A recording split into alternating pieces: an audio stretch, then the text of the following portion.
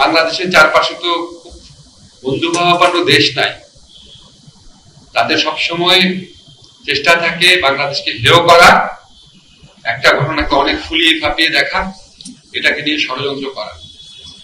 জঙ্গিবাদ কত ভয়াবহ এই ঘটনাটা আমার কাছে মনে হয় আমাদের দুইটা লার্নিং আছে এখান থেকে।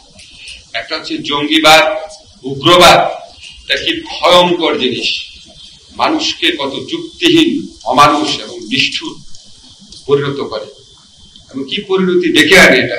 আজকে সোহেলের ছেলে যখন কথা বলছিল, আমার মনে হয় না তার বাবার কোন স্মৃতি তার কাছে আছে, জগন্নাথের ছেলের কোন স্মৃতি তার বাবার সম্পর্কে আছে মনে হয় না, তাদের ওয়াইফদের কথা চিন্তা করে।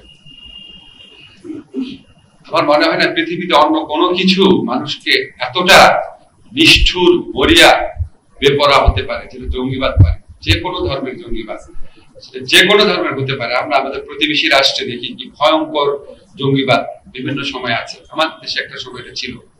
এটা আমাদের একটা লার্নিং দেয় যে আমরা কোনোভাবেই কোন রকম উগ্রবাদ, জঙ্গিবাদকে অ্যালাউ করতে পারি না, কোনোভাবেই না, কোনো অজুহাতেই না, কোনো মোড়কেই না।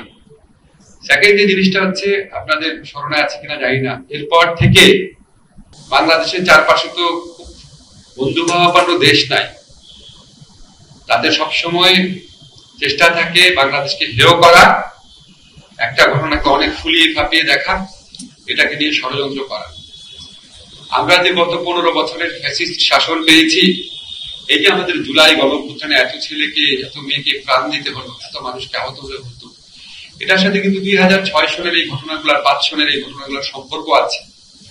সেখান থেকেই বাংলাদেশকে এক ধরনের মৌলবাদী, মানে যতটা ঘটেছে তার চেয়ে অনেক বেশি বাড়িয়ে ইনফ্লেট করে একটা তকমা দেওয়ার চেষ্টা করা হয়েছে। প্রতিবেশী রাষ্ট্র সেখানে তার নিয়ন্ত্রিত একটা সরকার ব্যবস্থা প্রতিষ্ঠাতে আন্তর্জাতিক মহলকে কনভিন্স করতে পেরেছে, আগ্রাসী হতে পেরেছে আমাদের অভ্যন্তরীণ ব্যাপার না করে।